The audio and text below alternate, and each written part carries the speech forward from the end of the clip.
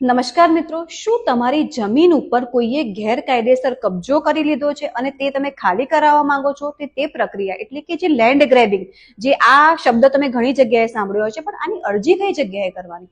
તો આના માટે પણ જે અરજી છે ને એ પણ આ જ વેબસાઇટ પર એટલે કે IORA વેબસાઇટ પર જ થતી હોય છે. અને એમાં તમે નીચે જોશો ને ત્યારે આ છે ગુજરાત જમીન પચાવવા પર પ્રતિબંધ અધિનિયમ 2020 હેઠળ અરજી કરવા માટેની કાર્યપદ્ધતિ. એમાં તમને એનું જે લોંગ ડિસ્ક્રિપ્શન છે કે કેવી રીતે અરજી કરવાનું, શું શું સબમિટ કરવાનું, એ બધું જ તમને ત્યાંથી જાણવા મળી જશે. અને એપ્લિકેશન અહીંયા જે ઓનલાઈન એપ્લિકેશન છે ને એ સિલેક્ટ કરવાનું આવશે. ઓનલાઈન એપ્લિકેશનમાં જઈને તમારે જે અરજીનો હેતુ છે એમાં સૌથી છેલ્લું ઓપ્શન ગુજરાત જમીન પચાવવા પર પ્રતિબંધ અધિનિયમ 2020 હેઠળ એપ્લિકેશન કરવાની રહેશે.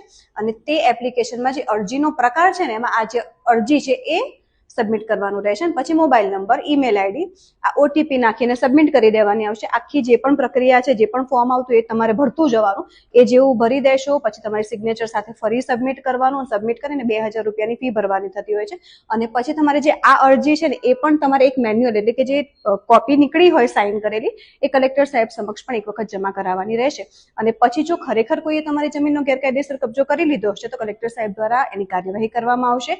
સર્કલ સાહેબ છે, ડેપ્યુટી કલેક્ટર સાહેબ છે, પોલીસ કમિશનર સાહેબ છે, એ બધાના અભિપ્રાય લેવામાં આવશે. અભિપ્રાય લઈને જો કોઈએ ગેરકાયદેસર કબજો કર્યો હશે તો તેની સામે કાર્યવાહી પણ કરવામાં આવશે અને તમને તમારી જમીન મળી પણ જશે. જય ભારત, જય જય ગરવી ગુજરાત.